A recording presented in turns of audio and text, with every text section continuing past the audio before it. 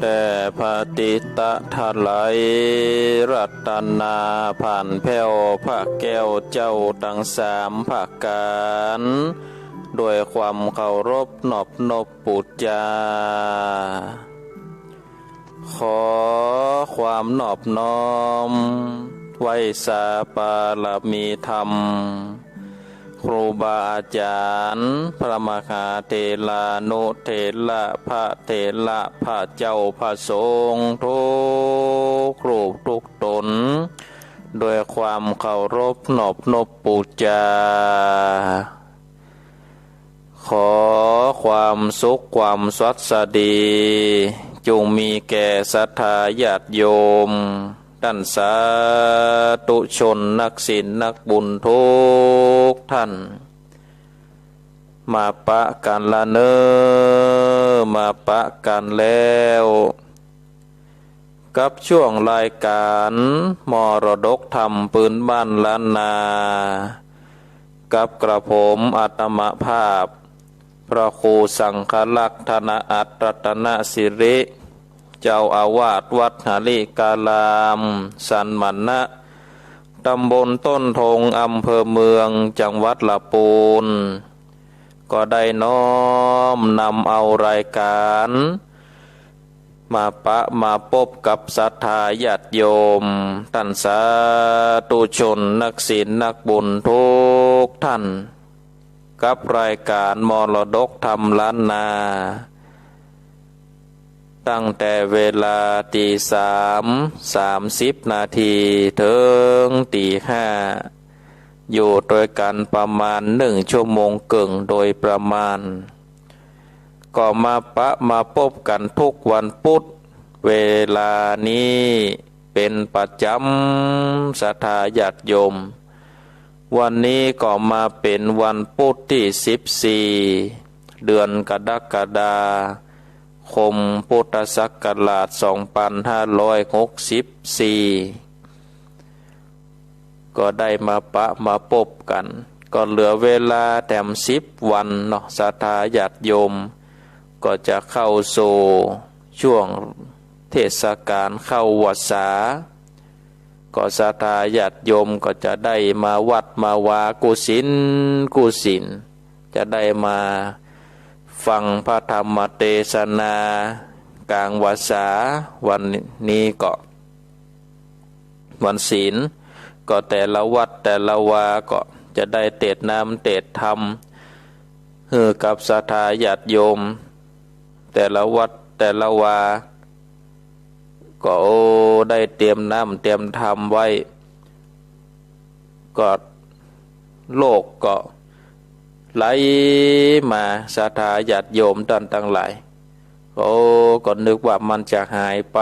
บัดเดียวก็ปิกขึ้นมาระบาดขึ้นแถมศรัทธาญาติโยมก็น่าจะเข้าวาสาได้อยู่ก้า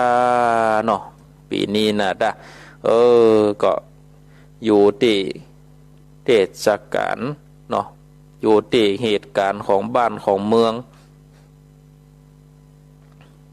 อยู่ที่สถานการณ์ของบ้านของเมืองปนจะผ่อนปรนเนาะศรัทธาญาติโยมท่านทั้งหลายก็วันนี้ก็ได้มาปะมาพบกันแล้วก็จะได้น้อมนำเอาพระสัทธรรมเทศนาแบบปื้นเมืองเหนือต่อจากปุตติแล้วเรื่องสิงคายนางมาเทศน์ให้กับศรัทธาญาติโยมท่านทั้งหลายก็บ่ฮือได้เสียเวลาก็เจิญโจร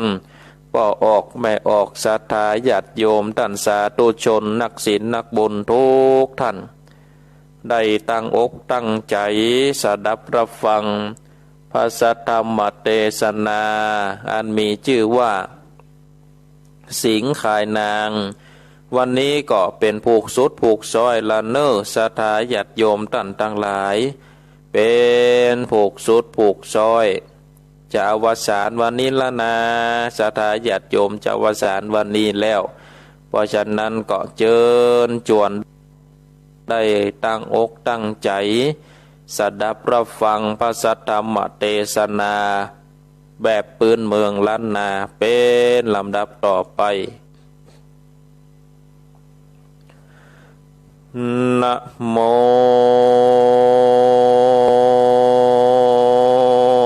ตัสสะภะคะวะโตอะระหะโตสัมมาสัมพุทธัสสะตันตาสิงโฆปุตสันเตตาโลนินังวานังเวเวตาโลทะมานาเจวิตังญาจเตรัมดับธรรมเทศนามาถึงกันตวนสีจงจากฟังเกิดที่ยังปุปาจาเตกำเนิดอันเกิดแห่งพระตถาคตปังเมื่อสิ่งตัวใหญ่เจียนจามกับนางนาไทยเสเลปาพานโดยปาลินยายลายประการต่างๆดังอ่านในการละนั้นส่วนอ่านว่านางโพจลาดโดยกำจามจิงได้กล่าวกาปัญญาราจันศีลายเยื่องเพื่อขอชีวิตแห่งตนโดยคำว่าข้าก็บอกว่าผลลูกไม้ในโคตรมีผู้เฝ้าแขนจริงเข้าไปเก็บโดยง่ายขอต้านจงยกโทษแก่ข้าอันหลงเข้าแม้นแดดเตอเพกาเวนโดราเพโกตังลา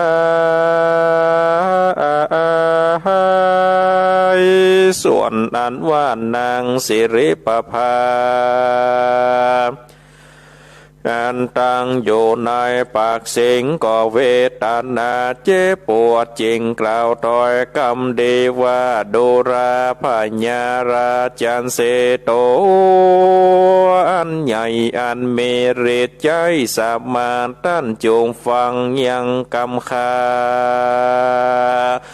จะกล่าวเพื่อพิจารณากันว่ายังมีปุกกะลาผู้หนึ่งใจบาปบ่สุภาพกองธรรมมีใจบาดำกำเศร้า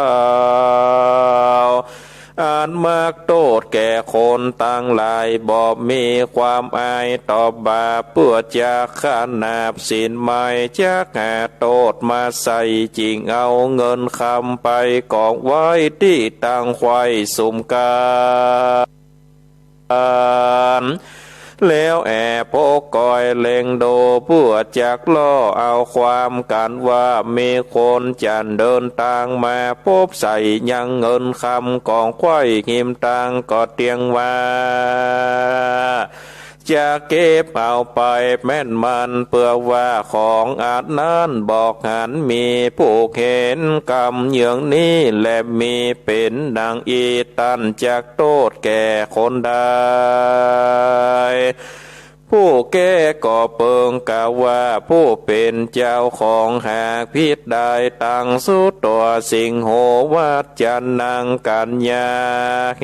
กิงเสเมื่อนั้นสิงโตวันใหญ่ได้เย็นอย่างนางนาไทยกล่าวโอบายก็โงว่าตนพิษแม่นมันจริงกล่าวกรรมแก่นางว่ากัญญาเกดุรนางอันว่ากรรมจะอุบายแห่งนางก็เป็นอันชอบดีนักแลตาว่าเมืองนางเป็นผู้หญิงมีมายาหลอนหลอกเก็บกรรมเขาออกคือเปิ้นผิดการจ้างโหมเอากรรมมาสนสอแปลงความล่อมายาแม่ยิงนี่นาไผบ่เชื่อกันว่ากรรมมึงมีแต่บ่สังกา เมืองจงปากไปหายังนักปราชญ์เธอมาตัดขาดยังกำเมืองยังมีนักปราชญ์กล่าวว่าอันเตตนั้นนางสิริปภาจริงมีกำจัดตันตอบว่าข้าก็หากอยู่ในปากแห่งตันจักป่าต้านไปดังลือจากได้นั่นจาราชสีก็กล่าวว่านักผาดนั้นมีไก่กล่าวว่าไก่หรือว่ามีเมืองคนปุ้นจาตันนางจริงกล่าวว่ามีที่ไก่โตดไม้เนโคดนี้เขตดังอ่า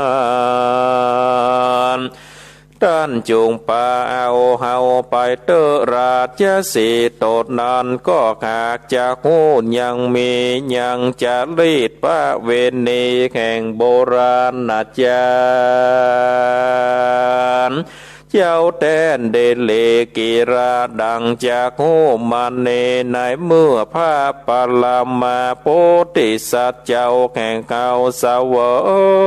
ยราชสัมปติอยู่ในเมืองปาลานาสีวันนั้นส่วนอันว่านางสิริปภาก็หากได้ไปขอทานเสิงมาหาราชเจ้ามาเลี้ยงชีวิตแห่งตนเหตุดังอันเมื่อพระมหาสัจเจ้าสันเดชออกไปบวชดังอันนางโพธิ์นั้นก็หากหูหากหันแต้นเดชเลจริงบอกคือราชสีตัวนั้นหื้อนำไปกันแลปัตโตการว่าไปถึงแล้วดังอันลาชสีตั้งอยู่ตีหนึ่งแล้วกล่าวแก่พระลาสีว่าดูราพระลาสีบัดนี้เขาก็จักเกณฑ์ยังนางโพเนคือเป็นอาการเขตวาดนางไปลากเอายังโลกไม้ในโคตรอันเป็นคาแต่ตันมาพระลาสียังจากว่าสันได้จาอาหาในกาลนั้นส่วนอันว่าพระราศีจริงกาว่าสีโหดูราลาจะเสโต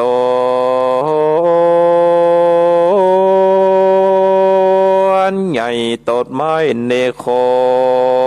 ด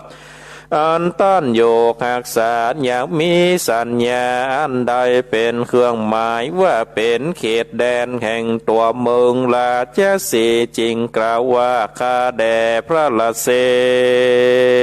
ม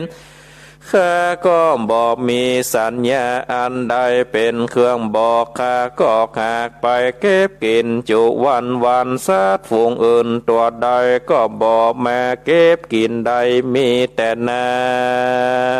งผู้ถอยไร่บ่อเข่งขามันก้างานอกอาจมาลากเอาหมากนี่โคตรเขาปล่อยเขาจะกินมันแม่นมันพระละเสมยังจักว่าดังเลิศนั่นจะอาคาเมื่อนานพระราศีจริงกล่าวว่าดูราสิงตัวใหญ่อันหยาบจ้าตะลอน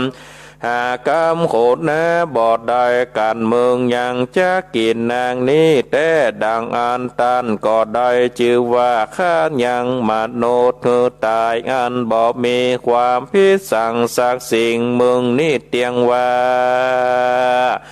จะเข้าสู่อามบายโกจากโอปามาคือแจงเมืองจุงดาฟังก่อนแลนยังมีปุกกาลาผู้หนึ่งตือเอาญางคำปันเนื่องไปวางไว้ที่เป่งแจงคนเดียวส่วนตัวมันพกกอยพอเงียเป็นดังบ่อค้างติดนั้นยังมีปุกกาลาผู้หนึ่งเตือเอาอย่างคำปานนั้นโปกาดและผู้เป็นเจ้าของก็ออกมาจับเงียบว่าเป็นของกูแล้วว่าอันเหมือนอัน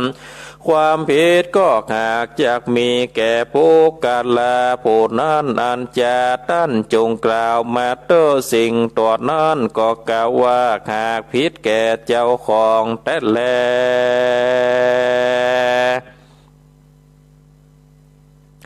พระลาเสดได้ยินลาชสีกล่าวดังอันก็กล่าวกามอัดนั้นและมีสันดานอุปมาเป็นอันดังอันแลตังสุตตัววาจันนางกาปุถารูปาหาเวสิงได้ยินกรรมปาลสีกล่าวดังอัน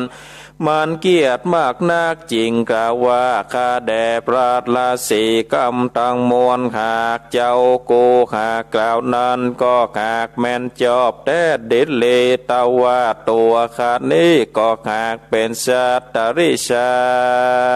นย่อมเกณฑ์ยังคนและสัตว์เป็นอาหารส่วนพระราศีหากเป็นมนุษย์สัจจ์เมืองคนย่อมเป็นอันหนึ่งอันเดียวกันกับนางผู้ลักเอายังโลกไม่เนโคตรเนคากอดจะกินยังนางผู้นี้จนได้เตียงแต่บ่สงสัยกันยังบ่อิ่มดังอันข้าก็จะกินอย่างพระราศีตนเนก็ตายห่วมกับนางผู้นี้บอนญาติจัดแลอัฏฐะในกาละนั้นพระราศีจริงกาว่าตัวโกนี้มีชีวิตโดยโลกไม้และหัวมันกูก็บ่อนได้งานสันหลายเสื่องโปกัดและผู้ใดสักคนแลประกาศหนึ่งกูเตียนยอมสันละยังชีวิตโตคำเจ้ากูบอกกูก็โป่งตกแล้วแลผิดว่าเมืองจะกินกูดังอันก็จงเกณฑ์ตามใจแห่งเมืองเตอเจ้าก่อนนั่งอยู่เป็นปาการเตดังเก่ามีความสงสาร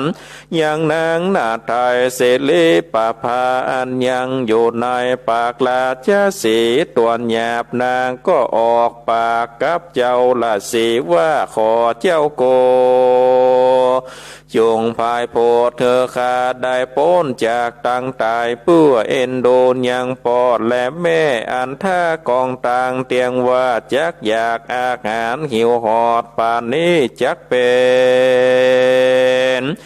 เหตุฉันใดก็บอกงูได้ขอ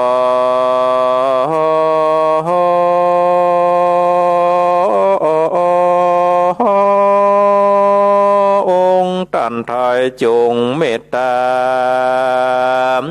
โพดผ่านนินแดนเตออันทาในการละนั้นส่วนอันว่าพระปัลลัมมาโพธิสัตว์เจ้าบ่ใจ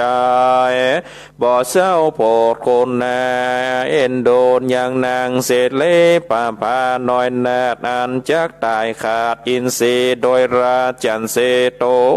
ใหญ่นางก็เตียงว่าจักตายบ่มีภายในจากมาเลี้ยงยังพ่อแม่สองขาก็เตียงว่าจางตุกขเวทนาคุณาภายโปรดเงินนางพ้นจากตั้งตายแด่เตอจินเตสีกันว่าพรานละสีขานิ่งใจดังนี้แล้วจริงตั้งสัญญาอันทิฏฐานน้อยสัจจะศีลธรรมตนเฮายังบ่ขาดอาหารอันว่าเก่านี้ยังจักได้เป็นปัญญาโตอันยังจักได้เป็นพระโตนึ่งไปนาดังอันขอคือนางพุทธนี้จงปนจากตั้งตายแดดเติดหยาบนั้นโดยเตจาปารมิธรรมแห่งพระมหาสันเจ้าส่วนอันว่าเห็นปันตุกรรมปาลาศีลาอาจอันเตเป็นเตปะอาสนา แห่งปัญญาอินตาติลาดก่อฮอนการดังแข็งอินตาตาแหลงโหเห็นจริงพอเล็งโดก็โหว่าพระมกาสัจเจ้าขากพันโยจันนาซึ่งตนดังอันจริงเตอเอาค้อนแก้วหวานเจนละเปกอาจโลกเป็นเปลวไฟก็ลงจากจันฟ้าจะพอเสื่องอามาซาลายืนอยู่ที่ไกลสิ่งตัวนอนแล้วกล่าวคำว่าละเฮ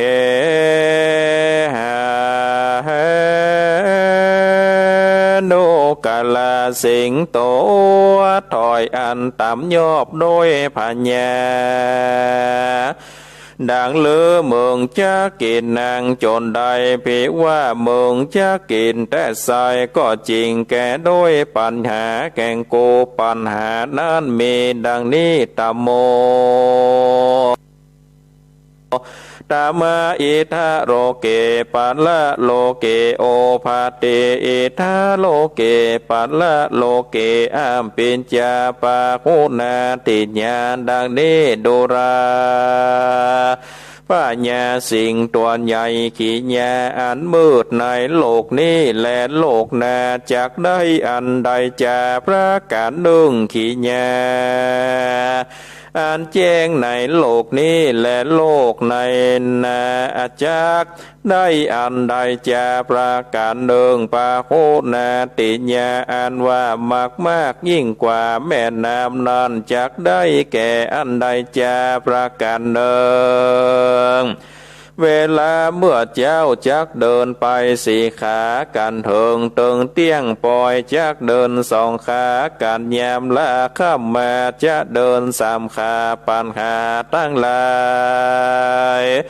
มวลโฝนี้การว่าเมืองแก้บอดใดเมืองก็บอดลางว่าจักได้กินจีนนางแลพระละสีจัดแลต่างว่าจัดนางสุดตัวเมื่อสิงได้ฟังยังปัญหาพญาอินตากล่าวดังอันมันก็บ่อาจจะแก้ได้สักอันเต้าดักอยู่บ่ปากกันแลเมื่อนั้นพญาอินตา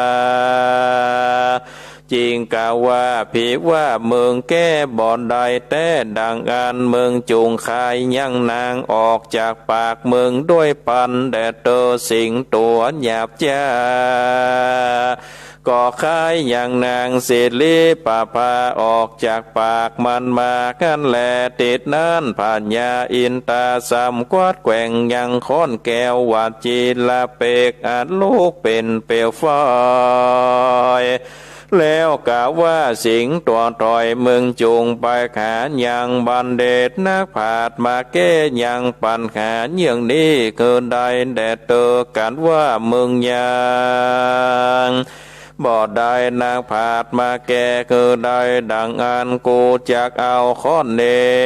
บุบยังกว่าแข่งมึงคือต่อหือออกเป็นเจ็ดเสียงเป็นพงตุลีไปจัดแลสิ่งหาจินเตเสติดนานสิ่งตัวนั้น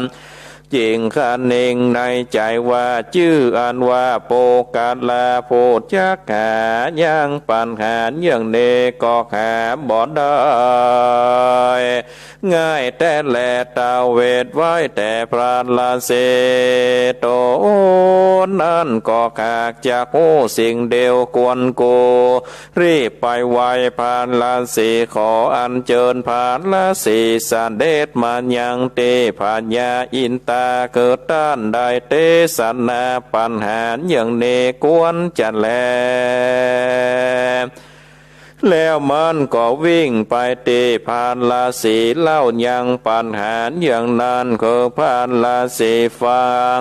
ตกเยื่องโตภาการกันแลตินานพานลาสีก่อนสันเดชมาติไกพญาอินตาจิงเตสนาปัญหาต่อหน้าปัญญาอินตาปัญญาลาจเสและนางเสเลปะพาอันนั่งท่าดาฟังจริงเทศนา ยังปัญหาข้อแรกว่าอันว่ามืดในโลกนี้และมืดในโลกนานได้แก่ปุกลาผู้เป็นอันทปาลาบายไล่ปัญญาตาลงทุกในโลกนี้หาสัมปติก็บ่อนใดเป็นคนอยากไร้อนาถาเป็นพญาตอันลำบากมีองค์กะก็ขากเสียคนมีเนื้อตนบ่สมประกอบก็เพื่ออาโกสัลกรรมภายหลังอันตนใดกระทำไว้แล้วจริงมาตอบไส้โดยตันอันมีชื่อว่ามืดในโลกนี้อันว่าโปกาละผู้ใดถ้าลงทุกสารนี้แล้วก็บ่รีบเร่งกระทำบุญกระทำแต่กรรมอันเป็นบาปมีปาณาติบาตและอตินนาทานกาเมสุมิจฉาจารและมุสาวาทสุลาเมรัยบ่ขาดจากตนมีใจดำกำเศร้ากันตายแล้วก็เตียงจะเข้าสู่อบายอันนี้ชื่อว่ามืดในโลกนี้ขอตั้นจงตั้งแน่ดาฟังปัญหาอันตวนสองว่าแจ้งในโลกนี้คือได้แก่โปกาลาที่เป็นดีโดยเข้าของสัมปติอันมากบ่มีพะแยดกวนเควมีองค์กาเนื้อโตนอันล้นตนก็เพื่อกุศลกรรมก่อนได้กระทำมาอันนี้ชื่อว่าแจ้งในโลกนี่แลกันว่าโปกาลผู้ใดตั้งใจกระทำกรรมดีมีตนว่าคือตานคักษาศีลภาวนาบ่ขาดบ่ประมาทในแก้วเจ้าทั้งสามกันตายก็จักได้ไปเกิดในกำเนิดตินดีอันนี้ชื่อว่าแจ้งในโลกนาและนาปัญหาอันตวนสามนั่นนาบ่ยากได้แก่คนอาโภคด้วยตัณหามีสัมปติเข้าของอันใดบ่โคนจักอิ่มจักกายขายได้อันใดอยู่ใจบ่มีสันโดษยินดีมีเต้าใดบ่ยินดีกับของมีอยู่เต้าผู้ปองเอามีชื่อว่ามากหลายยิ่งกว่าน้ำเปื้อบ่โคจักอิ่มจักปอดนั่นแลส่วนปัญหาอันตวนสีอันจะกล่าวเจใครจะเมื่อเจ้าเดินสีขาดนั่นนาได้แก่จาดโคนอันเกิดมาบอดนั้นเต้าใดก่อการไปมาใดชื่อว่าเดินสีขาดแลเมื่อใหญ่มาจะเดินไปมาใดชื่อว่าเตี้ยงมาเดินสองขาแลกันว่าเท่าแก่คำจะลาจากไปที่ตังใดก่อนยินลำบากจริงเอาไม้เต้ามาถีบยันไปชื่อว่าข้ามมาเดินสามขาจ้าแหลนนาในมือมาขาสัตเจ้าแก้ยังปัญหาพญาอินตาแล้วดังอันติดนั้นเทวบุตรเทวดาทั้งหลายมวลมาก็คือเสียงสาธุการผายยังเข้าตอกดอกไม้คือตกลงมาปูจาแก่ธรรมเทศนาแก่พระมากาสันเจ้ามากนาก็มีวันนั้นแลอาทาสิงโหในกาลนั้นอันว่าปัญญาราชสีก็จมชื่นยินดียังธรรมเทศนาปัญหาแข่งพระมกาสัจเจ้ามากนาก็สมัตตานยังสินหากาพระราชสีเจ้าก็ลวดสั่งอำลาไปก็มีวันนั้นแลส่วนอันว่าภาลสีก็จริงจักกับด้วยปัญญาอินตาเจ้าฟ้าวันโดรา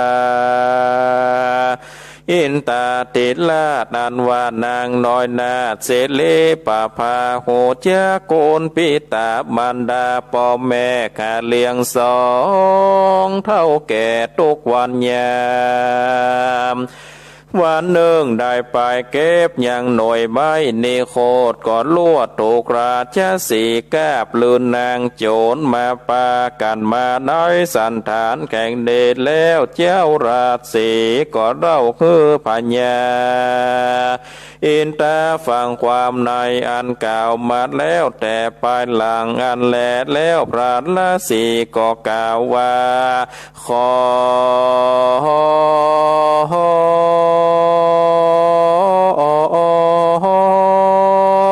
พญาอินตาจะฟ้าช่วยเอานางไปส่งยังเมืองปาลานนาสีอันเป็นที่อยู่แห่งนางสิริปภาพญาอินตาก็ขับเอาโดยกรรมว่าดีว่าอันก็อุ้มเอานางเมื่อส่งคือพ่อแม่แข่งนางแล้วก็เนรลับมิดอย่างแก้วแหวนเงินคำสัมปาเตเข้าของและเกกหาบันจองคือแก่นางเพื่อคือเป็นที่อยู่แก่เขื่อนตั้งสามพ่อแม่โลกก็เพื่อกุศลอันนางได้โอปาถากพ่อแม่แข่งโตนั่นแหละแล้วพญาอินตาก็สันเดชขึ้นสู่เวใจยนต์ภาศาสตร์ในฝากฟ้าตาวาติงสาปุนก็มีแลศรัทธาอิมังธรรมเตสนางอาการิตัวพระกอดจุมนมมันยังจาตากาอันนี้มาคือแจงจริงกล่าวว่าภิกเวดุราภิกโกต่างหลายส่วนอันว่าพญาอินตาต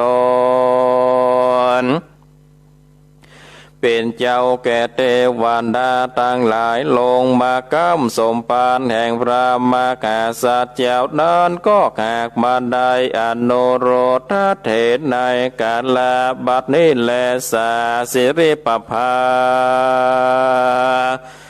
ส่วนอันว่านางเสนเลปัมพาตนโอปาถากพ่อแม่อ่านเสียงหากจากกินวันนั้นคือหากบันไดนางสุภัทราได้กาลบัดนี้แลมาหาสัตโต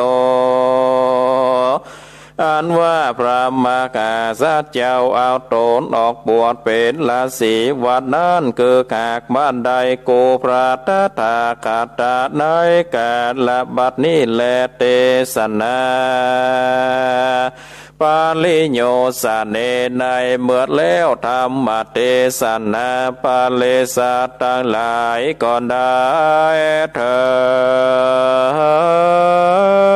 ดธรรมวิเศษมีพระเปตว่าโสตาสกิตากาอนาคาอัลลาขันตาตาบุญสมปันแห่งตนก็มีวันนั้นแลเนทิตังขิญาสางวันนานาวิเศษจาของเหตุอย่างสิงไข่นางผูกไปก็บังกมสมเลศเสน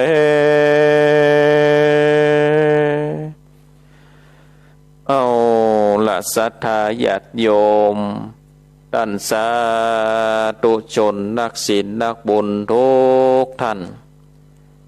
การได้เทศนาธรรมสิงคายนางผูกสุดผูกซ้อยก็ปาลีปุณนังจบลงไปเป็นตีเรียบร้อยต่อไปก็จะได้สรุปเนื้อหาใจความสำคัญให้กับศรัทธาญาติโยมท่านสาธุชนท่านตั้งหลายแถมครั้งหนึ่งว่าพระธรรมเทศนาสิงขายนางผูกสุดท้ายผูกสุดผูกซอยนี้จะมีแต่ความสำคัญจะมีเนื้อเรื่องเนื้อหาเป็นจัดใดอันว่าธรรมผูกนี้ก็ต้องย้อนไปถึงที่ว่านางสิริปภาได้ไปเก็บเอาหน่วยไม้นิโคตซึ่งมีพญาราชสีห์ได้เฝ้ากอยพอว่าคนใดมาเก็บเอาหน่วยไม้ที่นี่ไปก็เตี้ยงว่าจักตายเนาะพญาราชสีห์ก็ จักฆ่าคือตายนางสิริปภาก็ได้อู้ได้จ๋ากับพญาราชสีห์ลาเยื่องหลายปากการเพื่อที่จะขอชีวิตแห่งตัวเก่าว่าข้านี้ก็บอกฮู้ว่าลูกไม้ในโคต้นนี้มีคนเฝ้าพอก็ได้เก็บเอาไปโดยง่ายเพราะว่าบอกฮู้ขอคือพญาราชสีห์ได้ยกโทษให้แก่ข้าอันหลงเข้ามาติดในอาณาบริเวณแล้วก็ได้ถือวิสาสะได้ยุบเอาลูกไม้ในโคตรนี้ไปเตอะนางสิริปภาได้อู้ได้จากับเจ้าราชสีห์นางก็มีความทุกขเวทนาเจ็บปวดสถาญาติโยมก็เลยอู้ว่าพญาราชสีห์ตัวใหญ่มีฤทธิ์มีเดชขอท่านจงฟังยังกำข้าเตอะก็ได้ฟังกำท่านแล้วแล้วจะเนี่ยจะได้ราชสีห์ก็ถามเนาะนางสิริปภาก็กล่าวอุปมาว่ากันว่ามีบุคคลหนึ่งมีใจอันบาปอันเศร้ามักเอาโทษแก่คนอื่นมักที่จะว่าขนาบศีลไหมมาโทษเอาโทษใส่คนอื่นเอาคำไว้นี่ไปกองไว้ที่ต่างไขว่แล้วก็พกพอว่าไผจักมาล่อเอาเนาะไผจักมาลักเอาคำนั่นไปกันว่าคนใดมาปะใส่เปิดเอาเงินเอาคำนั่นไปไว้ก็ออกมานี่มาโจทย์ว่าเปิ่นเป็นคนขี้ลักขี้จกจะปั๊บจะไหมด้านเนี่ยก็เหมือนกันลูกไม้นี่โคตรนี่คนใดก็สามารถจะเก็บได้ด้านก็มาแม่เอาด้านก็มาอู้มาจ่าว่าโอ้ต้นไม้นี่เป็นของข้าคนใดมากินมาลักเอากอดจักได้ฆ่าคือมันตายอันนี้ถือว่าเป็นพิษลูกท่านเอ๋ยพญาราชสีห์ได้ยินดังอันแล้วนี่ก็เลยว่าโอ้นี่มันบาดถูกบาดต้องนะกำอู้กำจ่าของนางนี่เป็นไปบาดได้นางนี่เป็นแม่หญิงมีมารยาจะหลอกจะล่อเอามันบาดถูกต้องเอากรรมนั่นมาว่าเอากรรมนี้มาว่าแล้วจะเนี่ยจะได้ก็ไปหานักปราชญ์หรอกไปหาเอานักปราชญ์ราชบัณฑิตมาตัดสินว่าคนใดถูกคนใดผิด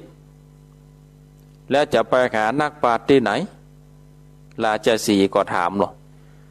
นางสิริปภาก็ว่าโอ้ติใกล้นี่มีราศีอยู่ตนหนึ่งโอ้เป็นผู้มีปัญญาอย่างดี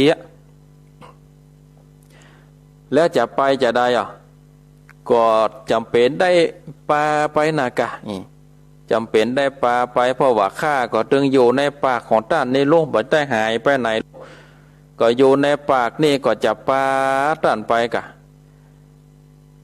เหตุใดนางสิริปภาถึงหูว่าใกล้ที่นี่มีพระราศีอยู่ก็โดยนางนี่อยู่ในบ้านในเมืองนางก็ขอทานศรัทธาญาติโยมเพื่อเลี้ยงชีวิตเอาเงินเอาคำนี่ไปเลี้ยงพ่อเลี้ยงแม่ก็ได้ยินได้ข่าวว่าพระราชาเนี่ยได้สละราชสมบัติออกบวชแล้วมาบวชที่ใกล้เข้าในป่าที่ใกล้ที่อยู่ของพญาราชสีห์ที่นี่ได้ยินได้ฟังดังอันนี่ก็เลยพากันไปหลอกศรัทธาญาติโยมพญาราชสีห์กับนางสิริปภาก็พากันเดินทางไปถึงอาสลมที่อยู่ของเจ้าราศีนี่ก็ในถามว่าโอ้พญาราชสีห์กับนางนี่มาได้จะใดนี่มีเหตุอันใดนางสิริปภาก็ได้อู้ได้จ๋า แล้วก็พญาราชสีห์ก็ได้อู้ได้จ่าว่าโอ้ข้าแต่พระราศีเป็นเจ้าบัดนี้นี่ข้าจะกินนางคนนี้เพื่อเป็นอาหารเหตุว่านางไปลักเอาลูกไม้นี่โคตรอันเป็นของข้าแต่เมินแต่นานพระราศีจักว่าอันใดพระราศีก็ได้อู้ว่าโอ้ดูลาปัญญาลาจะสีตัวใหญ่เขยไม้นี่โคตรติดตั้นอยู่ข้างษามีสัญญาหรือว่ามีเขตมีแดนอันใดเป็นติบอกเขตบอกแดนพญาราชสีห์ก็ว่าข้านี่บ่มีเขตบ่มีแดนหมายบอกข้านี่ก็หากไปเก็บเอาตึงวันบ่มีสัตว์ตัวใดที่มาเก็บได้แต่ว่านางคนนี้เป็นนางเป็นคนถอยคนไล่ถือวิสาสะมาเก็บเอาลูกไม้ของข้าไปข้าก็ต้องกินพระราศีก็กล่าวว่าโอ้ดูลาพญาราชสีห์ตัวใหญ่เหยอันความหยาบจ้าตาลนนี่หาความกะหลูหน้าขุนหน้าบอดได้มึงนี่จะกินนางคนนี้ก็ได้ชื่อว่ามึงนี่ได้ฆ่ามนุษย์นะอิโลสุมาเตอร์เนอตีอูนะในธรรมนี่เพิ่นว่าอันนะเนาะว่ามึงนี่ได้ชื่อว่าฆ่ามนุษย์นะโอ้มีความผิดโดยบ่ต้องสงสัยอันยังสักอย่างอ่ะการว่าสูนี่ฆ่ายังมนุษย์แล้วกันว่าสูตายก็จักได้เอาตนเอาตัวไปสู่อบายนะข้าจะอุปมาคือฟังว่ายังมีชายคนหนึ่งเอาคำปันหนึ่งไปวางไว้ตีกลางเป่งกลางแจ้งแล้วก็ลักพกลักพอการว่าไผมาลักเอาก็ถือว่าคนนั่นนี่มาลักเอาของยายคนนั่นไปของมันไปแล้วจะใส่โทษใจตาจะปรับจะไหมจะขึ้นลงขึ้นศาลการว่าคนใดลักเอาไปนั่นนี่คนนั่นก็ต้องผิดอันนี้มันเป็นการได้สร้างบาปสร้างกรรมโลพญาราชสีห์มันเป็นบาปเป็นกรรมอะเอาเงินเอาคำตัวเก่าไปวางไว้ให้คนเปิดมาสนใจเปิดมาลักเอาไปมันบาดใจวิสัยเนาะกันว่าเงินคำเฮาตกแล้วเขาลักไปก็ดีเงินคำอยู่ในบ้านในจองแล้วเขาขึ้นบ้านขึ้นจองมาลักเอาไปก็ดีนี่อันนั้นนี่ท่านสมควรนะสมควรดีจักอันดีจักไปยับเขาอันนี้ก็เอาเงินเอาคำไปวางไว้นี่ไปแกล้งไปคือเปิดได้เป็นโตดเป็นตานี่มันบาดถูกบาดจอบโลอินโลสูนี่คายเอานางนี่ออกมาเหียกินบาดได้มันจะเป็นบาปเป็นกรรมมันบาดถูกต้องตามกรรมโบราณว่าจักกินนางคนนี้ก็กินบาดได้แน่นอนมันบาดถูกต้องนะพระราศีได้กล่าวกรรมดังอันแล้วนี่ก็เลยได้บอกคือพญาราชสีห์ได้ขายเอานางคนนั้นเนาะได้ขายเอานางคนนั้นมาแล้วก็พญาราชสีห์จะขายก็ว่าบักขายก็กึดอยู่หันกันเนาะนางก็ออกปากอู้กับว่าขอเตอขอพญาขออันพระราศีได้ช่วยข้าเตอข้าอยู่ในปากนี่ได้เจ็บได้ปวดได้ตะลงทุกขเวทนาอันมากอันนักขนาดจะตายแลบาดตายแลอยู่นี่นะอยู่เนาะแล้วจะเงียใดนี่ก็เลยได้ความนี้ก็ฮ้อนไปถึงพญาอินตาเนี่ยศรัทธาญาติโยมความนี้ก็ฮ้อนไปถึงพญาอินตาพญาอินตานั่งอยู่บนสวรรค์จันตาวติงสาที่นั่งอันที่พระอาสนะอันอ่อนอันนุ่มนี่ก็บัดเดียวนี้อย่ามาฮ้อนกระด้างแข็งมันจะเป็นแต่ไอหยังในมนุษย์โลกเมืองคนนี่จะเป็นแต่อันใดก็เลยได้เล็งตาติบลงมาพอแหละแวบอันเนาะสอดสายตาไปมาไปปะใส่พระราศีซึ่งเป็นพระมหาสัตว์เจ้านี่ได้ มีเรื่องมีราวก็เลยเหาะลงมาเลยศรัทธาญาติโยมเหาะลงมาจากจันฟ้าเมืองสวรรค์ตือค้อนแก้ววจิรเป็กอันลูกเป็นเปลวไฟลงมาเฉพาะซึ่งอันอมัตสศาลายืนอยู่ที่ใกล้ติดนั่นแล้วก็กล่าวคำรามว่าฮะเรฮะเรเห็นเนาะดูลาพญาลาจสีสูนี่ยังจะกินจนได้จนเป็นกะจะกินตึงนางจะกินตึงพระราศีโอ้มึงนี่ยังมาเป็นคนถอยมึงนี่ยังมาเป็นสัตว์ตัวถอยเป็นสัตว์เดรัจฉานได้ยังบ่พอจะต้องมาสร้างกรรมสร้างเวรแหมกะเห็นโลเอาอย่างอี้การว่าสูนี่ตอบคำถามของข้าได้ข้าจะปล่อยคือสูนี่กินเลยกินตึงพระราชสีกินตึงพระราศีกินตึงนางเสรีปภานี่เลยเอากินเลยตามสบายเห็นโลกินเลยคำถามนี้มีว่าจะได้พญาอินตาก็ถามว่าคนเฮาในโลกนี้นี่ความมืดในโลกนี้และมืดในโลกหน้าจักได้เป็นอันใดแล้วว่าแจ้งในโลกนี้แล้วก็แจ้งในโลกหน้าแจ้งนี้จะเป็นจะใดแล้วแหมภาการหนึ่งมากยิ่งกว่าแม่น้ำตั้งหลายจักได้แก่อันใดภาการหนึ่งเวลาเจ้าจะเดินไปสี่ขากันเถิงเตียงมาปล่อยเดินสองขากันเถิงว่ายามค่ำยามล่ามาจะเดินสามขาตั้นแก้ปัญหาสู่แก้ปัญหาตึงมดนี้ใดนี่ข้าจะปล่อยสู่กินพระราศีกับนางสิริปภานี่เลยโหก็ว่าบ่โหให้เวลาคิด5 นาทีนี่หรอกติ๊กตอกติ๊กตอกเนาะโอ้จนถึงเวลาสุดท้ายมาราชสีห์ก็บอกว่าโอ้ข้าพักแต่พญาอินตาเหยปัญหานี่ข้าแก้บอดได้เนาะข้าแก้บอดได้สักอันข้าแก้บอดได้แล้วจะเนี่ยจะได้ไปเพื่อเมืองนี่ไปเอา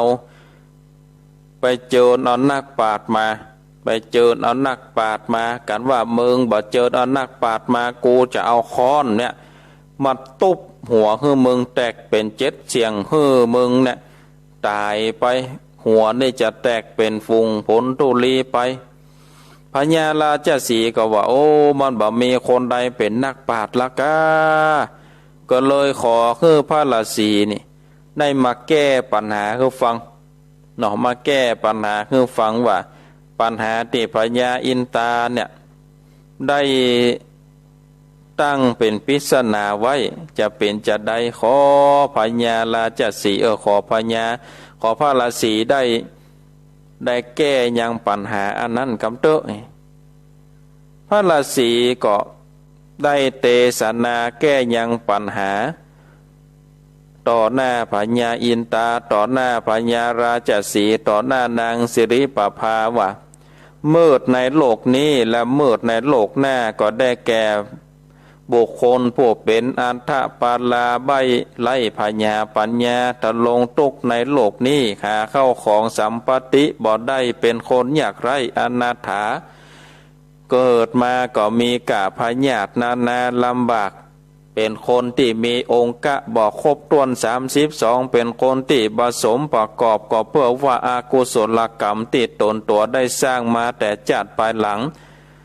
แล้วก็มาตอบมาใส่ในจัดนี้อันนี้จิว่ามืดในโลกนี้แล้วก็ได้เกิดมามืดก็บ่เล่งสร้างกะทำบุญกะทำแต่กรรมอันเป็นบาปตั้งแต่ว่าทำปาณาติบาตอาตินนาจนถึงสุราพิศีลข้อข้ามีใจดำกำเศร้ากันว่าตายก็จักได้เข้าไปสู่อบายอันนี้ชื่อว่ามืดในโลกหน้าแล้วก็แจ้งในโลกนี้ลูกแจ้งในโลกนี้ก็ได้แก่ว่าบุคคลใดเกิดมาในจัดนี้นี่มีเข้าของสัมปติอันมากบ่มีพญาติมากวนมาคุยมีองค์กะเนื้อตนอันเล่าอันงามมีผิวพรรณวรรณะอันผ่องอันใสมีพญาปัญญาอัน ลกมีปัญญาอันนักก็เพราะว่าได้กุศลหลักกรรมได้กระทำดีเนาะได้กระทำดีมาแต่ต้นการว่าเกิดมาจากนี้ก็เล่งสร้างบุญสร้างกุศลได้คือทานได้รักษาศีลได้จำเริญเมตตาภาวนาอยู่บอกขาดอันนี้นี่ศรัทธาญาติโยมชื่อว่าแจ้งในโลกนี้แล้วก็แจ้งในโลกหน้า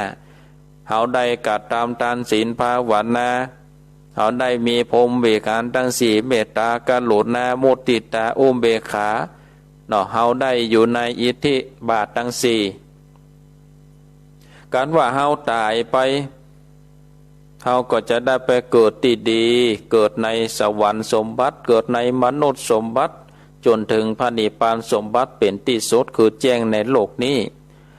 แล้วปัญหาอันต้นสามก็อันได้แก่ว่าคนเฮานี่มีสัมปติมีเข้าของอันมากอันนักมียศมีตำแหน่งอันมากอันนักแต่ว่าก็หาจักอิ่มจักก่ายกินอันใดก็บ่อิ่มบ่ก่ายมีเงินคำก็บ่ฮู้จักพอมียศศักดิ์ตำแหน่งก็บ่ฮู้จักพออันเนี้ยศรัทธาญาติโยมก็ขึ้นชื่อว่าเป็นคนที่มีความมากนักยิ่งกว่าแม่น้ำทั้งหลายแม่น้ำมีนักสันใดความบ่ฮู้จักอิ่มบ่ฮู้จักก่ายใครได้ยศใครได้ตำแหน่งใครได้ยังทรัพย์สินเงินทองอันนี้ก็ถือว่ามีความมากเป็นคนขี้โลภนักยิ่งกว่าแม่น้ำบ่ฮู้จักอิ่มจักก่ายแล้วปัญหาที่สี่เนี่ยเมื่อเจ้าเดินมาสี่ขานั่นก็คือว่าเฮานี่เป็นละอ่อนเกิดมาเนี่ยต้องการหรอกศรัทธาญาติโยมต้องการสี่ขาหรอกการไปการมา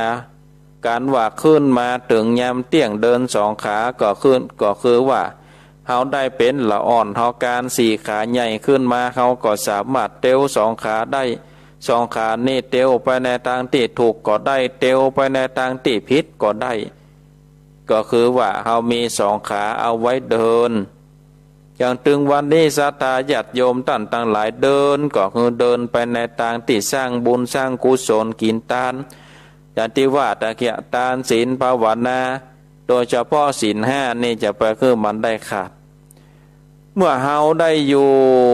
จนถึงวัยเท่าชราแก่ชราเฮาจะเดินไปที่ไหน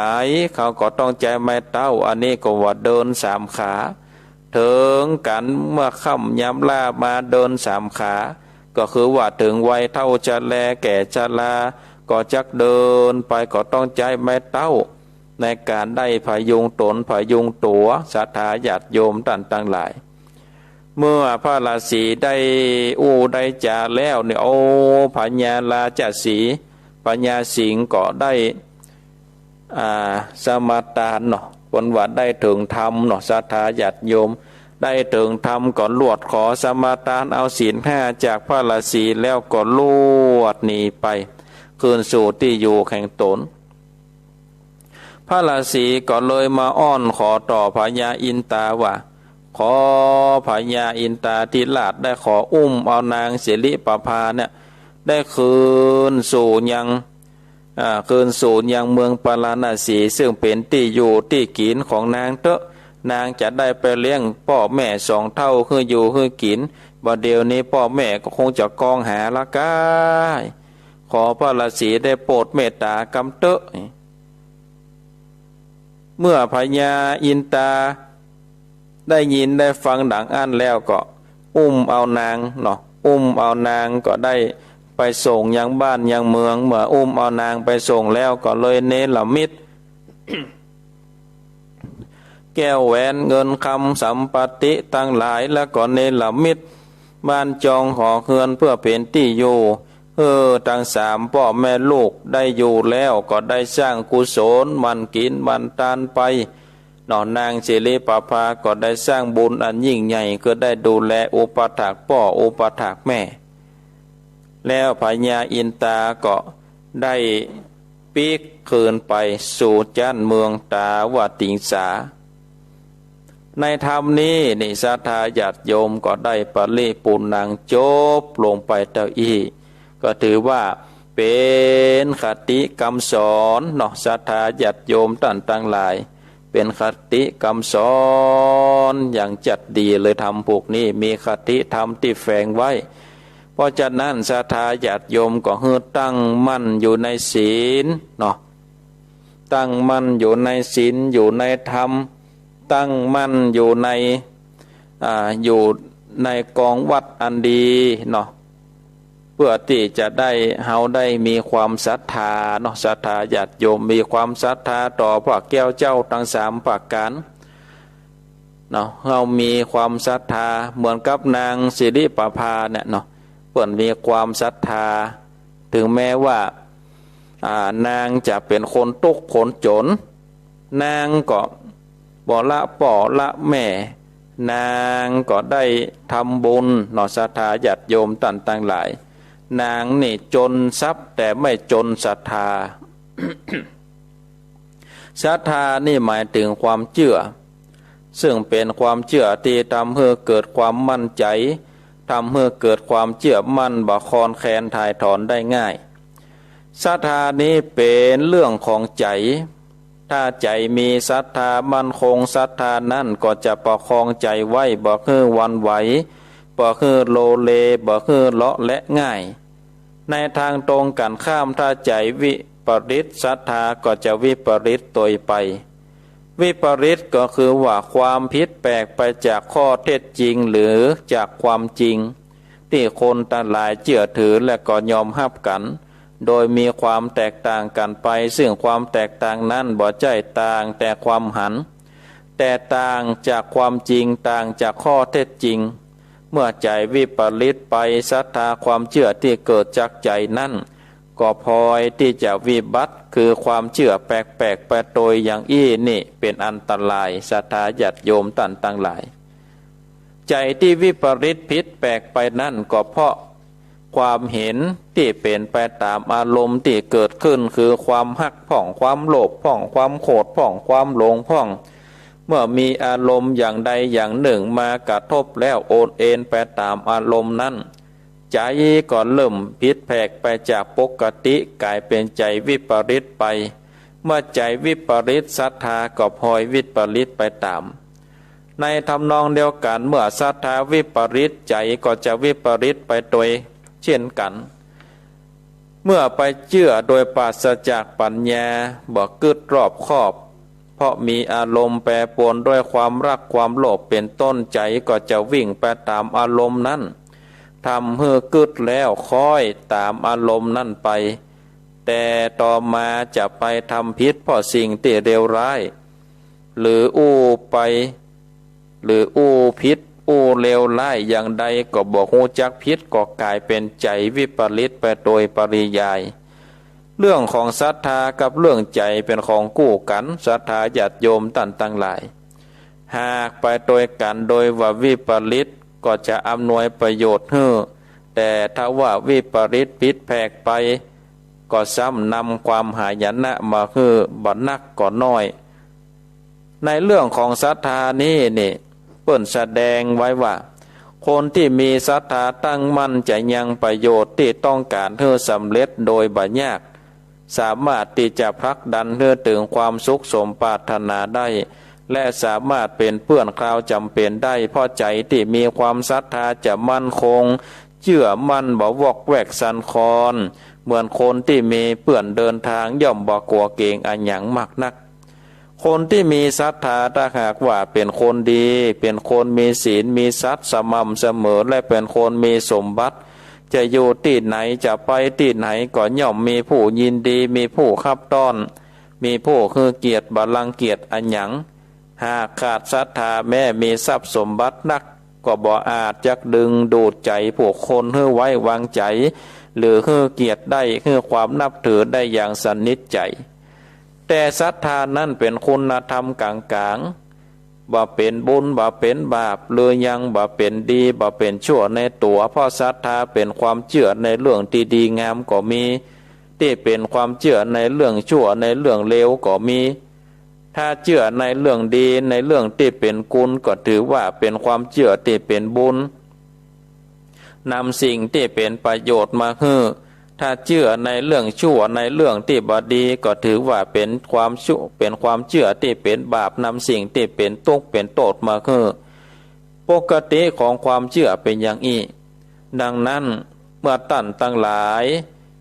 แนะนำคือมีศรัทธากันแล้วก็ได้สอนย้ำคือมีศรัทธาที่ถูกที่ต้องประกอบด้วยปัญญาซึ่งท่านได้เรียกอย่างว่าญาณซึ่งหมายถึงว่าปีชายังรู้ความสามารถกำหนดรู้ได้เป็นพิเศษศรัทธาที่ประกอบด้วยญาณนี้ภาษาพระของว่าศรัทธาญาณสัมปยุตศรัทธาอย่างอี้เป็นศรัทธาบริสุทธิ์ศรัทธาที่แท้จริงทำเมื่อคนมีศรัทธาอย่างอี้มีความรอบคอบไตร่ตรองก่อนเชื่อบ่ได้เชื่ออย่างงมงายบ่หูเบาเชื่อง่ายโดยปราศจากการไตร่ตรองปราศจากการพิจารณาอย่างท่องแท้ตรงกันข้ามท่านสอนบอกคือศรัทธาโดยปราศจากญาณโดยปราศจากการยังรู้ที่แน่นอนซึ่งของว่าญาณศรัทธาญาณสัมปยุตคือศรัทธาคือนักแน่นเข้าไว้ก่อนแล้วค่อยไต่ตองพิจารณาคือขันความจริงหันอย่างทองแท้แน่นอนเมื่อขันว่าเรื่องนั้นแท้ตรงก็ก้อยโปร่งใจเชื่อจะได้บ่ผิดพลาดเสียหายจะได้บ่งมงายบ่เชื่อง่ายบ่ถูกหลอกได้ง่ายเพราะผู้เชื่อโดยปราศจากญาณอย่างอีมักถูกหลอกอยู่เสมอเมื่อถูกหลอกเสียหายแล้วก็บอกกล้าบอกกล้าเปิดเผยเพราะละอายใจว่าหูเบาเชื่อง่ายจำเป็นต้องอดเจ็บไว้ในใจอดแค้นไว้ในใจอดกล่ำเกินความชอกช้ำอยู่ในใจอยู่ตลอดเวลาเพราะศรัทธามีสองแบบอย่างอี้ก็เพื่อนได้กล่าวว่าศรัทธานั้นทำเพื่อโลดแล่นไปสู่ความสำเร็จทำเพื่อก้าวหน้าเกิดความผาสุกก็ได้ทำเพื่อดำรงตนอยู่ในฐานะเป็นมนุษย์ได้อย่างสมบูรณ์ก็ได้หรือทำเพื่อกระโจนลงสู่หุบเหวแห่งความสหายนะหรือว่าความถอยหลังเดือดร้อนแล้วก็บ่อาจดำรงตนสมเป็นมนุษย์เลยก็ได้คนที่มีทรัพย์แต่ขาดศรัทธาบ่มีศรัทธาหรือมีศรัทธาบ่มั่นคงบ่เชื่อเรื่องบุญเรื่องบาปบ่เชื่อว่าสิ่งที่ตัวเก่าทำเป็นสิ่งที่บ่ดีเป็นบาปหรือมองข้ามไปว่าสิ่งที่ตัวเก่านั้นทำนั้นดีไผ่ๆเขาก็ทำกันถ้าทำโดยบ่ฉลาดก็ทำเพื่อพลาดได้รับโทษส่วนตนเป็นคนฉลาดรู้วิธีรู้แนวว่าต้องทำอย่างอี้ต้องทำอย่างอั้นก็จะได้บ่พลาดบ่มีภัยที่จะมาลงโทษได้แล้วก็ทำชั่วทำบาปไปด้วยความมั่นใจทั้งที่เป็นความผิดเป็นความบ่ถูกบ่ต้องเป็นการเอารัดเอาเปรียบเป็นการคดขี่ข่มเหงแม้ว่าการทำอย่างอั้นเป็นการทำไปด้วยศรัทธาก็ตามแต่เป็นศรัทธาที่ผิดเป็นศรัทธาที่ปราศจากปัญญาอย่างแท้ย่อมจะได้รับทุกข์โทษอย่างแน่นอนเมื่อโอกาสมาถึงซึ่งอาจเป็นในชาตินี้หรือว่าชาติหน้าก็ได้ส่วนคนที่ยากจนลำบากขาดแคลนแต่มีศรัทธามั่นคงเป็นศรัทธาที่ถูกต้องเชื่อมั่นในสิ่งที่ตัวเก่าทำแม้จะมีปัญหาอุปสรรคอันใดมาเป็นอุปสรรคขัดขวางก็บ่ย่อท้อมุ่งมั่นเดินหน้าบ่ถอยหลังเพื่อล้มเหลวย่อมถึงจุดปลายทางได้เมื่อถึงจุดหมายปลายทางแล้วก็ได้รับสิ่งที่เหลือเชื่อตอบแทนอันเป็นอานิสงส์แห่งความศรัทธาคนที่จนทรัพย์แต่บ่จนศรัทธาอย่างอี้นี่แม้ในสมัยโบราณก็มีเมื่อเต็มเปี่ยมด้วยศรัทธาก็มุ่งมั่นเต็มที่ตั้งใจเดินหน้าอย่างมั่นคงบ่หวั่นไหวแม้จะมีเรื่องมาโน้มน้าวคือลดศรัทธาลดความเชื่อลงไปโดยทำตามข้อเสนอแนะแลกเปลี่ยนเพื่อชีวิตจะได้สุขสบายก็บ่สนใจจะละทิ้งศรัทธาได้ที่สุดก็ทำให้สิ่งที่ตั้งใจไว้ด้วยศรัทธาสำเร็จอย่างภาคภูมิและได้รับอานิสงส์ทันตาอย่างเหลือเชื่ออันนี้ก็เป็นเรื่องของความศรัทธาน้องศรัทธาญาติโยมต่างหลายอย่าเฮาท่านทั้งหลายนี่มีความศรัทธาต่อพระรัตนตรัยต่อพระแก้วเจ้าทั้งสามประการ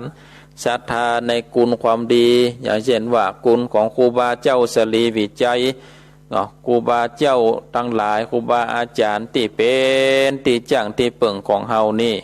ก็ถือว่าเฮามีความศรัทธาญาติโยมท่านทั้งหลายเนาะเมื่อเฮามีความศรัทธานี่แล้วนี่เฮาก็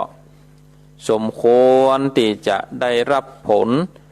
เฮามีความศรัทธาตั้งมั่นต่อกูลพระแก้วเจ้าทั้งสามประการมีความศรัทธาตั้งมั่นต่อพ่อต่อแม่มีความสักมั่นตั้งมั่นต่อกูลครูบาอาจารย์เฮาก็มีความศรัทธาในสิ่งที่ดีเฮามีความศรัทธาต่อการฮือทานเฮามีความศรัทธาต่อการรักษาศีลเฮามีความศรัทธาต่อการจำเริญเมตตาภาวนาสิ่งเหล่านี้ก็จะปาเพื่อเขานี่ได้ปะกับความสุขศรัทธาญาติโยมท่านทั้งหลายเพราะว่าเป็นกุศลหรอกการสร้างกุศลอย่างที่ในธรรมของนางในธรรมสิงคายนางเตกี้เนาะว่าสิ่งที่เขาได้เกิดมาแจ้งเขาก็สมควรที่จะไปแจ้งเขาเกิดมามีองค์กะครบ32ประการมีปัญญาอย่างได้ฟังครูบาอาจารย์ได้มาออกวิทยุได้นำเอาธรรมะได้ป้อนให้กับศรัทธาญาติโยมศรัทธาอยู่ที่บ้านเนี่ยเหมือนกับนกศรัทธาญาติโยมครูบาอาจารย์เหมือนกับแม่นกได้กาบเอาเหยื่อมาแล้วส่งถึงบ้านก่อนนะศรัทธาญาติโยมวิทยุนี่เหมือนกับเหยื่อธรรมะนี่เหมือนกับเหยื่อปล่อยลอยไปตามสายปล่อยเหยื่อไปแล้วศรัทธาก็เหมือนลูกนกถ้าศรัทธานำไปกินก็คือนำเอาธรรมะของครูบาอาจารย์นำไปพินิจพิจารณาศรัทธาก็จะได้อิ่มเหมือนกับลูกนกได้กินเหยื่อที่แม่นกได้นำมาก็ลูกนกก็อิ่มแต่ถ้าหากว่าแม่ได้กาบเหยื่อมาแล้วนกบ่กินก็เหมือนกับศรัทธาญาติโยมได้ฟังธรรมะก็ฟังหูซ้ายตาลูกหูขวาบ่นำไปพินิจพิจารณาก็ฟังบ่ได้ฟังกะเสียงเอาม่วนเนาะตัวเจ้าตนนั้นเต็ดเสียงม่วนโลครูบาอาจารย์ตนนั้นเสียงม่วนโลติดกะเสียงศรัทธาญาติโยมแต่เปิ้นอะหยังนี่บ่ฮู้เมืองเตื้อก็ฮู้ได้สัก10 นาที20 นาทีครูบาอาจารย์เปิ้นจบรายการไปก็จบรายการโดยครูบาอาจารย์ไปเนี่ยเอาธรรมะคืนให้ครูบาอาจารย์ไปเนี่ยก็ถือว่าเฮาได้เกิดมาเฮาแจ้งมาแล้วนะศรัทธาญาติโยมเฮาสมควรที่จะต้องแจ้งไปเนาะแจ้งไปเพื่อมีความศรัทธาตั้งมั่นอย่างถึงวันนี้มีโรคระบาดเกิดขึ้นก็คือมีศรัทธาตั้งมั่นในคุณพระแก้วเจ้าทั้ง3ประการเอาคุณพระพุทธเจ้าเป็นที่จังที่เปิ่งเอาคุณพระสัทธรรมเจ้าเป็นที่จังที่เปิ่งเอาคุณพระสังฆเจ้าเป็นที่จังที่เปิ่งเอาคุณปิตามารดาเป็นที่จังที่เปิ่งคุณครูบาอาจารย์ครูเก้าครูป่าครูตาครูยังเป็นที่จังที่เปิ่งเฮาได้มีความศรัทธาตั้งมั่นนี่ปาฏิหาริย์ก็เกิดศรัทธาญาติโยมใจเฮาก็ล่มเย็นเป็นสุขบ่ทุกข์บ่ร้อนหยังเนาะอยู่ในอำนาจหรือว่าในกูลแก้วเจ้าทั้ง3ประการก็จะได้ปกป้องคุ้มครองเฮาเนาะศรัทธาญาติโยมท่านทั้งหลายอันนี้ก็ก็ก็ฝากข้อธรรมะ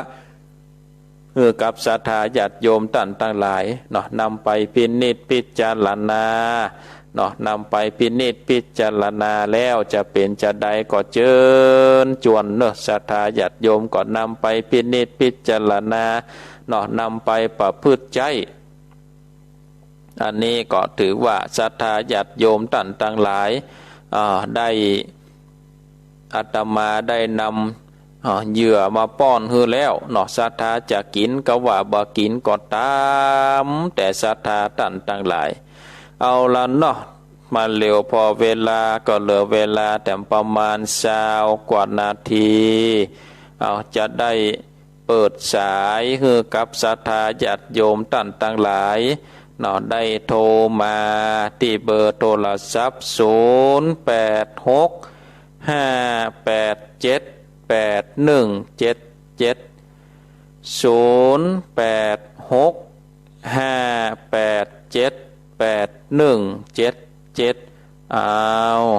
อยู่ทางใดก็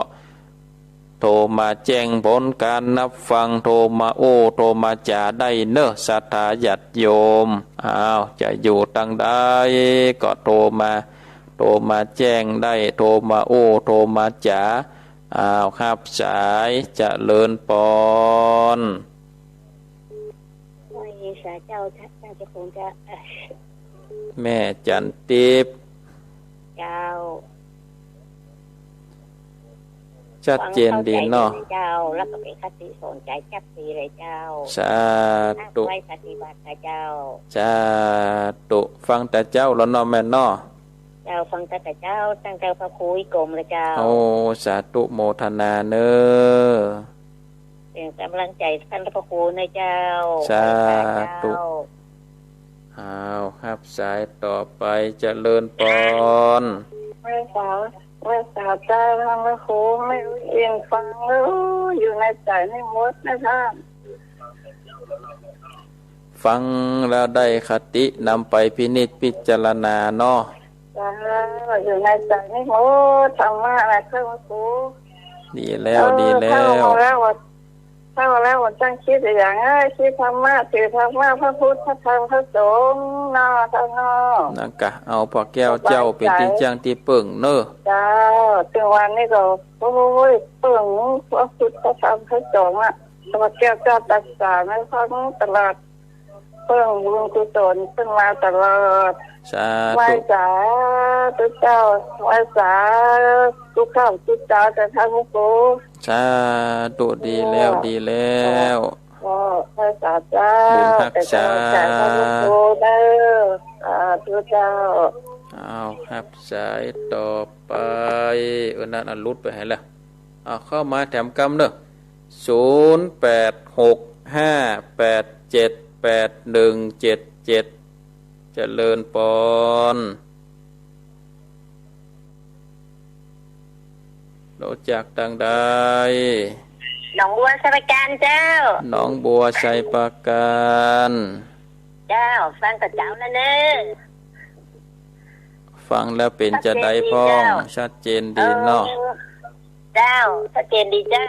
เข้าใจดีเจ้าฟังกันไปเรื่อยๆทำเรื่องนี้จบแล้วรอฟังเรื่องใหม่เจ้ากับไหว้สาเจ้าสาธุโมทนาเจ้าครับสายต่อไปเจริญปอนเจริญปอนสาธุเจ้ารู้จักดังใดลงมาจากแม่ของแม่ของนี่บาดาลแม่สีนวลนะเจ้าแม่สีนวลเจ้าฟังแต่เจ้าละก้าแม่ฟังแต่เจ้าแล้วหรอฟังทุกพูดสาธุให้ถึงชัดเจนดีเนาะแม่ของนี่เนาะจ้ะชัดเจนกันฟังกันไปเรื่อยๆนะแม่เนอสาธุโมทนานะกะตามโลกมันเอาวิทยุเป็นกู้ไปเนาะสาธุโมทนานั่นนะกะอนุโมสาธุเถิดสาธุบุญรักษานะแม่เนอ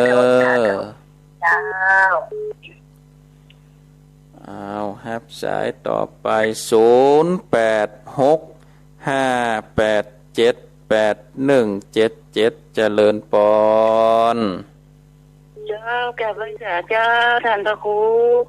แม่สุเกลศิลาพรสีเตี้ยมะนงกับปูนเด้อสิ่งใครนางไม่จบบริบูรณ์แล้วเนาะจบแล้วเจ้าเข้าใจดีเด้อท่านพระครูเทศและบรรยายนี่นะกระจ่างแจ้งดีเด้อเจ้าตื่นแม้แต่ได้ยินเสียงน้ำธรรมโมเนี่ยม่วนอกม่วนใจเจ้าม่วนใจก็สาธุเนาะเจ้าติดตามตลอดเด้อขึ้น98.75ชัดเจนดีเด้อท่านพระครูสาธุโมทนาเจ้าสาธุเจ้ามีเกาะเข้ามาแถมศรัทธาญาติโยมเนาะโทรมาโอ้มาจาโทรมาแจ้งผลการนับฟังเนาะฟังขึ้นใดตั้งใดก็สามารถโทรมาได้เจริญปอน ครับไม่สาครับท่านพระครู โอ้นึกว่าหายแล้ววันนี้ ไม่หายจะได้เซ็กเนี่ยเซ็กแขมติดรุดท่านพระครู วันนี้หนาแน่นนะ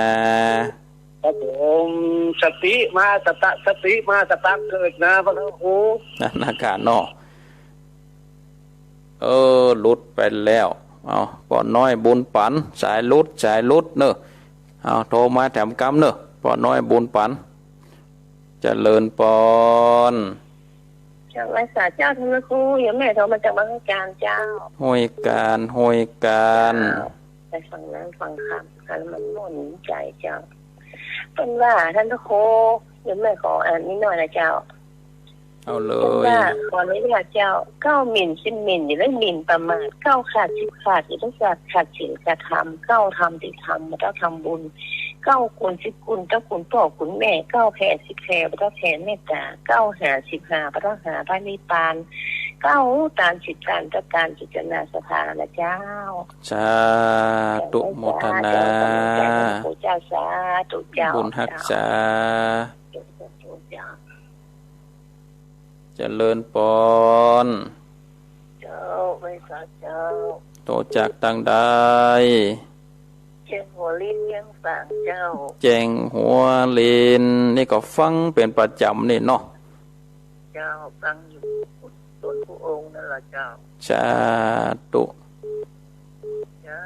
กับไม่สาเจ้า บุญหักษาอ้าวครับสายต่อไป0865878177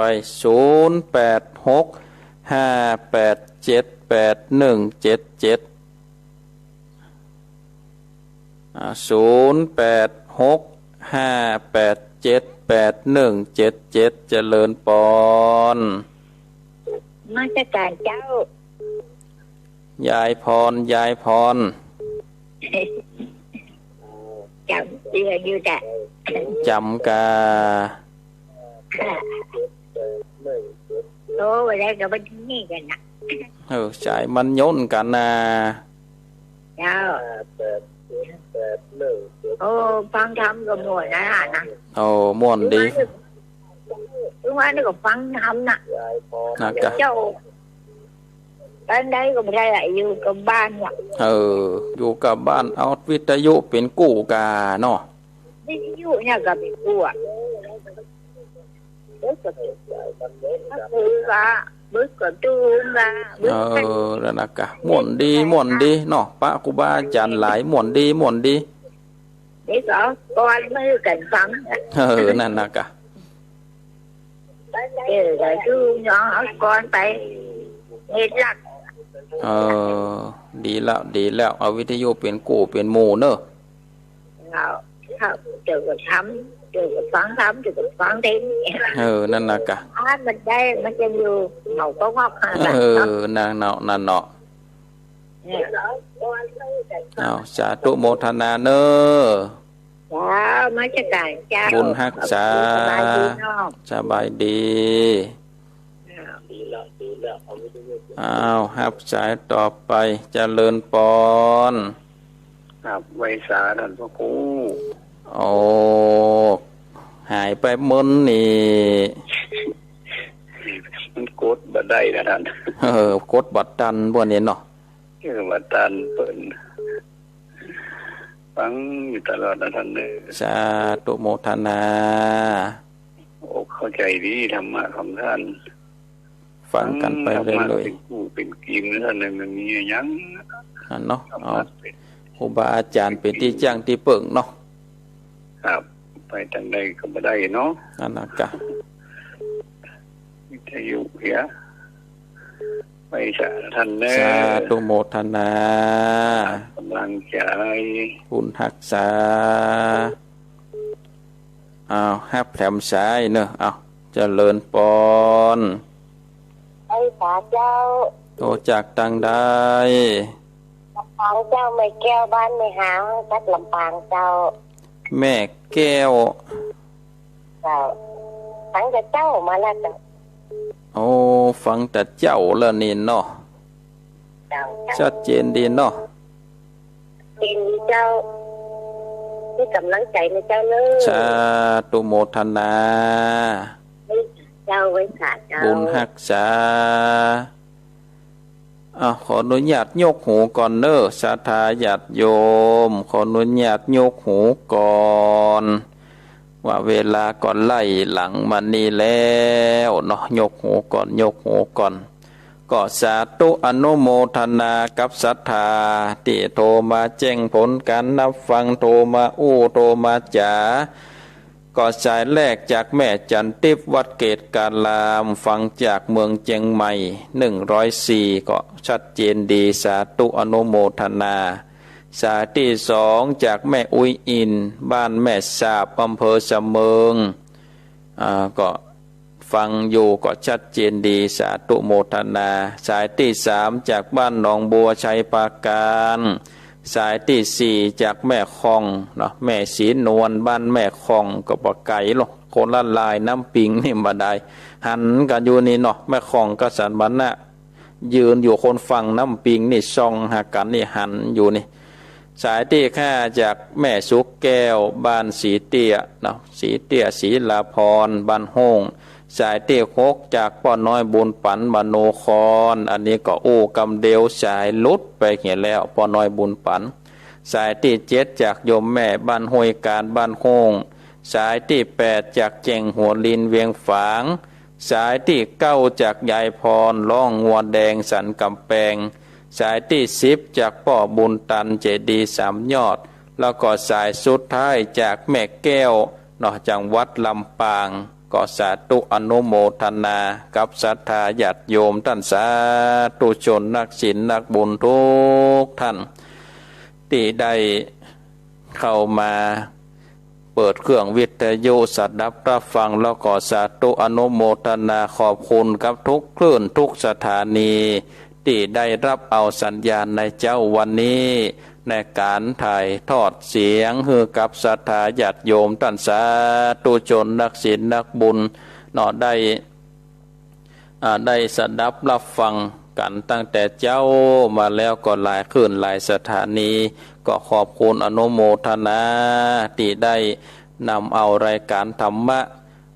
ได้ไปส่งเดลิเวอรี่ส่งถึงบ้านให้กับศรัทธาญาติโยมท่านสาธุชนนักศีลนักบุญได้สดับรับฟังกันตั้งแต่เจ้าจนถึงค่ำก็มีครูบาอาจารย์ได้พัดเปลี่ยนหมุนเวียนกันมา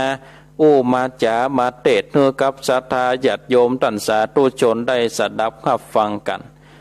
เอาละเนาะศรัทธาญาติโยมวันนี้ก็ได้มาปะกันก็ถือว่าได้มีบุญเนาะอาตมาภาพก็ได้มีบุญที่ได้มาปะมาพบกับศรัทธาญาติโยมศรัทธาก็ได้มีบุญอย่างได้มุนตาอย่างได้ยินน้ำธรรมคำสอนของครูบาอาจารย์น้ำธรรมคำสอนขององค์สมเด็จพระสัมมาสัมพุทธเจ้า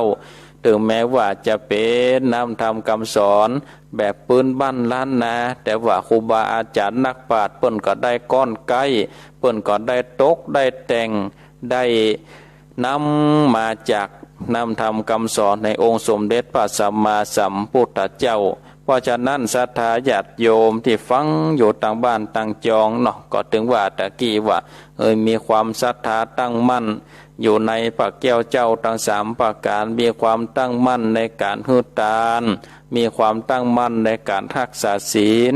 มีความตั้งมั่นในการจำเริญเมตตาภาวนาทำไปเนาะศรัทธาญาติโยมทำไปวันละนิดวันละหน่อยน้ำตกบ่อยๆมันก็เต็มศรัทธาญาติโยมเหมือนกับเขาได้ไหว้พระสวดมนต์เขาได้นั่งสมาธิเขาได้ทำไป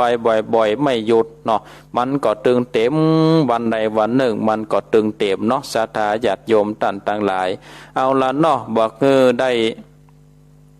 ล่วงเลยเวลาไปนักไปหลายอาตมาภาพก็ขอนำเอารายการ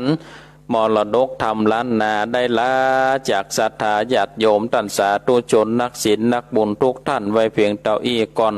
วันพุธหน้าก่อยมาปะมาพบกันแถมใหม่เด้อศรัทธาญาติโยม ก็ฝากรายการไว้โดยวันพุธหน้าเนาะเอาก่อยมาปะมาพบกันแถมใหม่เนาะวันนี้ก็ขอลาจากศรัทธาญาติโยมท่านต่างหลายไว้เพียงเท่าอี้ก่อนขอความสุขความสวัสดีจงมีแก่ทุกท่านทุกคนอายุวันโนสุขังพลัง